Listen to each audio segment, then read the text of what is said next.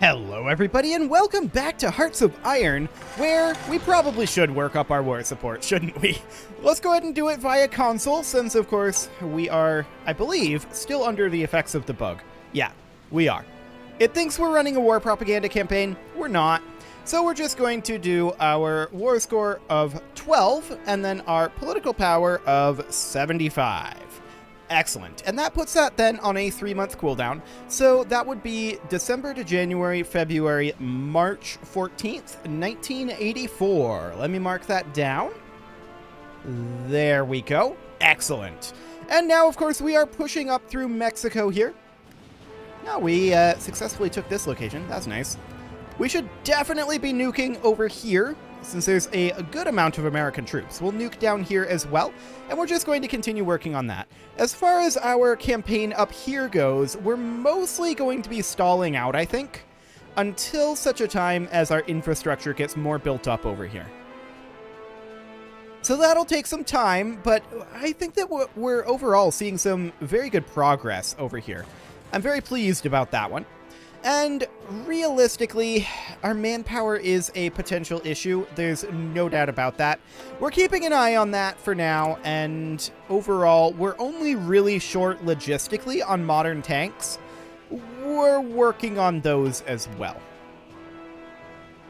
So fingers crossed on that one. We definitely need to get some nukes over here, although we already have got some on the way. So that is fine. We'll go ahead and do that. Let's check in on our air superiority in Eastern Canada. Okay. We're up to 58.9%. We do, however, have this airbase. This looks like a fantastic place to put Fighter 3s, if you ask me. So we're going to put some Fighter 3s in over here, if we can find them in the list. Those are strategic bomber 3s. Not exactly what we're looking for. Ah, heavy fighter 3s. No, not what we're looking for either. We're looking for just good old-fashioned fighter 3. There we go. Okay, so we'll get a couple of those wings in here. And it looks like we might be a little bit short on fighter 3s soon. We'll keep an eye on that. I think we're a little bit... Actually, I know what we could do about that. We should check into that status here in a bit. But first, we're going to get our fighter 3s in here. Like so. And we're going to get them in air superiority. There we go. Out over Eastern Canada. Fantastic. So we'll get them up there as soon as we can, and that'll happen eventually. We're going to continue pushing up through Mexico at this point, and that is great. Our Cuban Coast Guard keeps losing units. Are they nuking us over here? Or are they just attritioning away? I'm not sure which, but they don't seem to be interested in invading Cuba, and that's fine by me. Completely okay with that one. Of course, in this section over here, we are potentially in need of some infrastructure. Yeah, that's a bit of infrastructure work happening here. But I did want to highlight one thing. Look at how many things we're building simultaneously, all the way down to Santa Catarina over here. That is insane. Completely bonkers. And I love it. I'm very pleased with that. Now, there's some air bases we could build, but I don't think there's really any point to doing that. I did want to check in on Fighter 3s and see how those are going. Oh, we've got plenty. Never mind. No problem whatsoever there. Excellent. Looks like we've been pushed back over here, but not for too much longer, I think. And once we get these airplanes up here, and in fact it looks like they are there, I'm hoping that that will give us an edge in our air superiority over here. It does not necessarily appear to be, but I was hopeful on that. Okay. How many overall planes does the US have these days? Like, we've been spanking them in the air war for so long that I'm wondering here. In terms of fighters, they only have 1,000.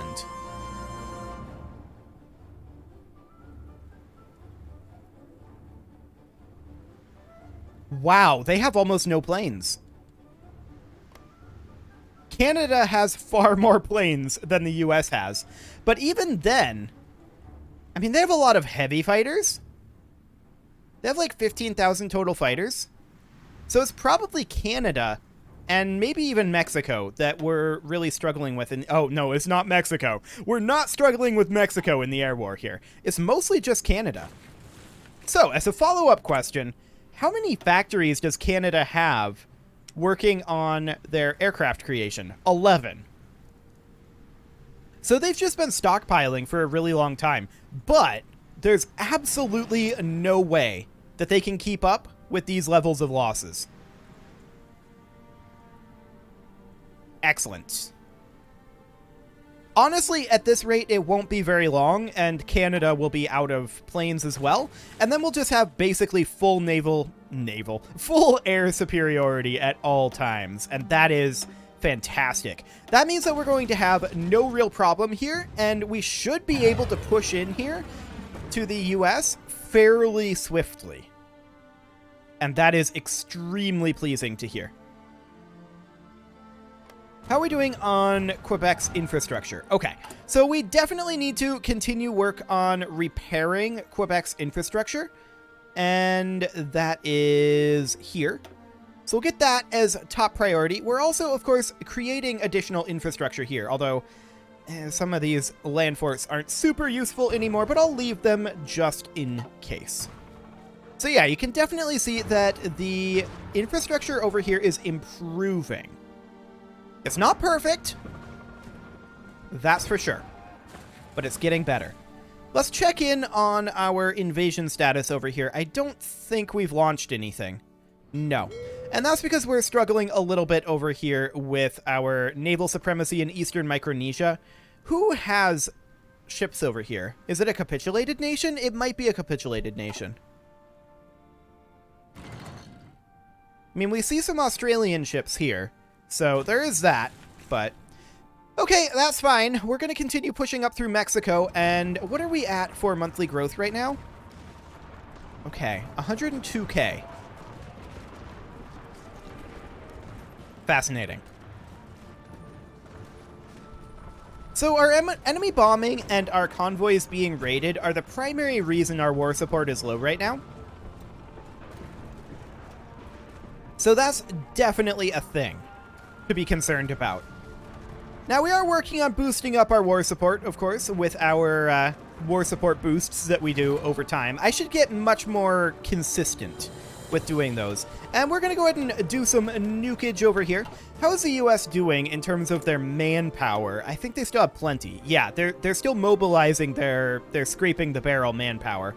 So that's fine. I mean, you got to keep in mind, they're taking this massive hit for only a 5% increase in their available manpower. We could bump up to all-adult serve if... Oh, really? We now have the estimated enemy strength ratio of 75% or more compared to our army. Fascinating. I would love to go to all-adult serve if we had the war support.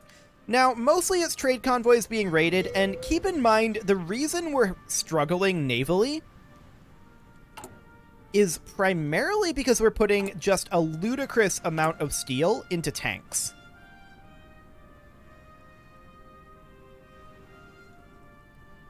One thing we might want to do is bump the priority of each of our naval constructions, and we might want to step up our naval construction a little bit. Can we just move these with like a hotkey? I don't think so, unfortunately. We can collapse them, of course, but I'm not sure how helpful that really is. I mean, you can see that all of these are receiving their steel that they need. Convoys are not necessary. We're going to move that to the bottom. We've got plenty of convoys for right now. We don't need to be working on that. And that steel can be repurposed. The rocket interceptors we don't really need either, but I guess we'll keep them around. What else are we going to do with these resources? That's okay. We don't have a shortage here. Our primary issue... Well, for one thing, we have a lot of infantry equipment coming in. Do we need this much infantry equipment? That's something that we should think about. We're at plus 1.8k daily right now. And each of these is producing about that much. So we could scale this back to like a third in this factory and still be making a surplus. That will get us a lot more steel available for our navy. Yeah, do it. That sounds good to me. We do not need this much infantry equipment right now. We could even scale it back a little bit further, and actually I feel like we should, because I'm sure that we have a big surplus of this right now. Like, how many weapons 3 do we have in stock right now? Infantry equipment 3 is in here somewhere. I mean, we have 2.1 million in stock, so it won't hurt us to go backwards a little bit. Honestly, I'm going to move this down to the bottom here. This is only prioritized above the convoy. There we go. I like this a lot better. This actually looks really good to me. So we've got all of these destroyers and such being built again, and that should be great. We're going to go ahead and do a little bit of nukage over this way. And how are we doing supply-wise over here? It's a little rough. We are constructing better infrastructure to be able to handle our supplies here. Okay. Sounds good. In the meantime, up here in Canada, how's the air war going? We are up to, if the tooltip will pop open, 65%. Okay. That is improving dramatically. Okay. Our ace pilot was shot down. Very rude.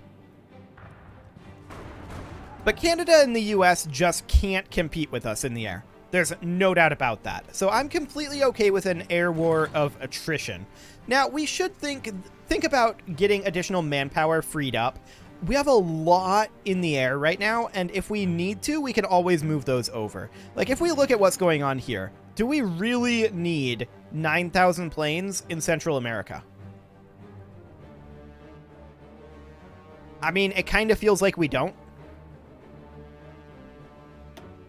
These are jet fighters, so let's just move those up to, say, over here. And we'll get those out over here. Okay. And then let's look at situations like this one. So I feel like these don't necessarily need to be in Northern South America anymore. Let's go ahead and get rid of these jet fighters. And that'll free up a good chunk of units there. These jet fighters, I don't think we need to have either. We'll send those back to the reserves. Excellent. And we can keep making adjustments like that as we need. But you can see here that our air, we have 1.37 million manpower in our Air Force. So that's quite a lot. Let's go ahead and continue nuking over here. You can see that they are under the effect of attrition over here, so that is interesting to be sure. We're also under the effect of attrition. That's to be expected. Now, up over here. Our ace pilot got promoted back up. Fantastic. As far as up here goes, we are improving our supply flow, and that, of course, means that we're also starting to push out over this way. Oh, look at that. We've got air superiority. Okay. Not down here. We don't have air superiority down here. But we do over this direction. And so we'll just go ahead and drop a few nukes. Hello, console. And we'll drop over here as well.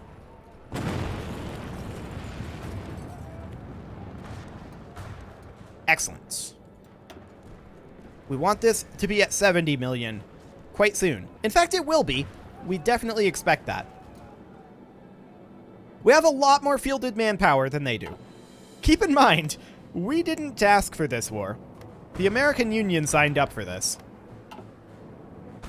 I consider the game doesn't, right? Because we were declaring war over here, and then they joined the American Union, and the American Union decided to defend them.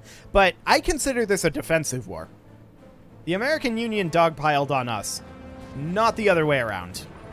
So we are going to check into our strategic air map mode here. Okay, yeah, that's fine. Again, Canada cannot keep this up. They are getting wrecked in the air war, and we are outproducing them to a remarkable degree. So this is fine. We're just going to continue to grind our way in for right now. The manpower situation with the US is unfortunate, to be sure.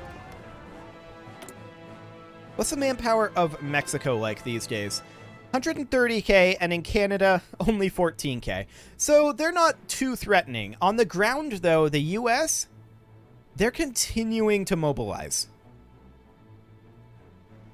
So that's going to be very interesting. We'll see how much they're able to actually bring that to the front before they start losing their manpower. Regardless, it's 13 February. In about a month, in fact, exactly a month now, we're going to be eligible to raise our war support by another 12. There is some high resistance over this way. What's going on in the resistance zone?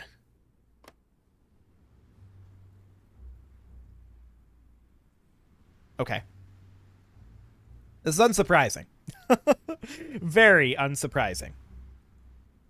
All that independence promised means that this will forever continue to do what it's doing.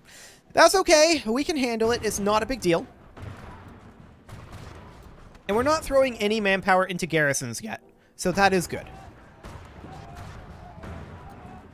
We're going to continue to work on attacking over here, and it's specifically I want to drop nukes.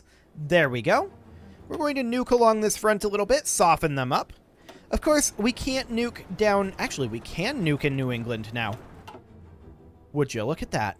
That's neat. We'll continue to soften them up. They will not be able to keep this up forever, although they can replace their army many times over. So that's a concern, for sure. Okay, and we're just going to continue to hit these when we can. We lost our air superiority over New England. That's fine. We will continue to nuke along this front line. There we go. Okay, let's check in on Mexico. They're continuing to resist us, and a lot of this is due to our supply constraints. Our supply constraints will improve as we get up here. We just need to continue to push our way up.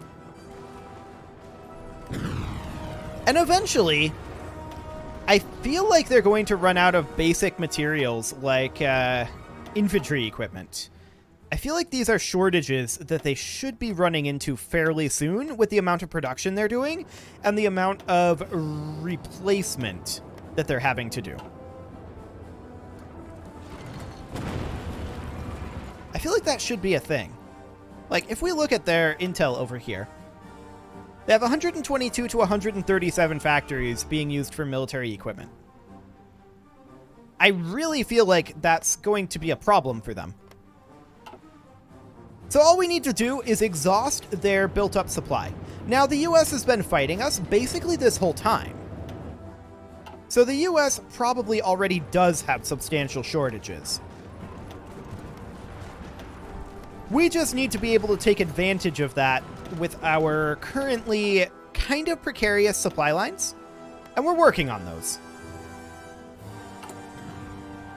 Yeah, this is fine. I mean, our nuking over here probably isn't helping the repair situation, but that's okay. That is completely fine for now. We should probably consider stopping the nukes over here until we find a need for them. Like, for example, this over here would be a great one to nuke, but they're probably just going to push us back out of Quebec. That's okay. Actually, they're not going to push us out. Fascinating. Well, we'll see what ends up happening over here, whether we end up taking that territory or not. For now, Mexico, we are kind of struggling in, and I still feel like the big reason for that is the fact that we only have 4 infrastructure here. Now, our supply flow is much better now that we've built up our infrastructure behind it, but we still need to get our infrastructure built in here. And where is that infrastructure construction at? Are we not prioritizing that? Because we definitely should be. That is correct. We weren't prioritizing that. Okay. Once again, we definitely should be prioritizing that. There we go. And what about repair? I'm just looking through this. Victory, we will all remember. Okay, so we're going to prioritize constructing this infrastructure here. I thought that we were, but apparently we were not. So we're going to get both of those built. And that should help our supply flow pretty dramatically over here. Once we have good supplies, we should be able to push these guys without nukes. Until we hit the next supply zone. Anyway, so that's the general idea here, but we're going to continue nuking. Because we're trying to put a huge strain onto the enemy's industrial situation. Now, remember, we have industrial superiority by far. By absolute miles. We are far better than them in their industrial capacity. It is our manpower that is and has always been our primary weakness. So that's definitely something to consider. We do have these divisions over here. It looks like they don't need to go into any of our primary armies, so we're just going to toss them into our European Coast Guard for now. That should be just fine. Double checking the status over here. They have a few islands out this way still, but that's okay. And we are, of course, pumping additional ships out now. Okay, what do we got going on here? We're pushing in? Sounds good. Infrastructure-wise, how are these constructions going? They're going to be done in a while, is the answer. Okay. Sounds good. So in terms of our infrastructure up here, it is definitely improving. That's getting a whole lot better. Let's allow that to continue. And as this infrastructure continues to get built and repaired, this will be a big boon for us.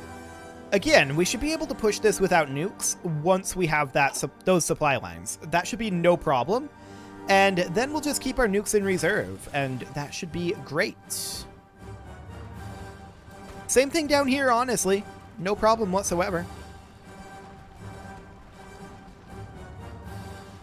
Yeah, just waiting on some of these guys to make their way up. So these guys... Interesting. Ah, this naval invasion went off. That's good. So we're going to go ahead and have... Let's see, we need 3 locations. I'm not sure how realistic that is, but we'll do something like this and see if that goes. I wanted to check, though... Yeah, this is a substantial portion of this army here. Who are these guys, though? That's this army. Are they not assigned to this? I'm confused. What are these guys doing? Ah. They just don't want to move up because of supply issues. Fair enough. We'll see if they'll move once some of this infrastructure finishes. Honestly, I feel like they're not even necessarily needed at the front at this time. They will be needed at the front when the front widens up this way. But for now, it appears to be okay. So we are continuing to widen the front over here and break into new supply zones. This is very important and very, very good that this front is spreading across multiple supply zones at this time. We're very, very pleased to see that, and that means that we have our primary breakthrough over here. And I don't expect further major difficulties on this front unless they bring up just huge numbers. If they do that, the plan is, of course, nukes with our air superiority. Speaking of which, we may want to start contesting New England more than Eastern Canada. Well, we may want to start contesting both. I'm going to send these guys over to New England. There we go. And now we are indeed contesting both of these. Excellent. And we expect them to be spread increasingly thin in the air war. I don't expect any future problems in the air war. I think we've pretty well exhausted Canada's supply of planes. Let's take a look at that, though. Let's see here. I mean, they still do have a lot of heavy fighters. They don't appear to be deploying those, so that's definitely interesting, but they are definitely getting attritioned down on that front. It is, however, time to put a cut in here, so I'm going to go ahead and do that, and next episode, we will continue pushing in on this front.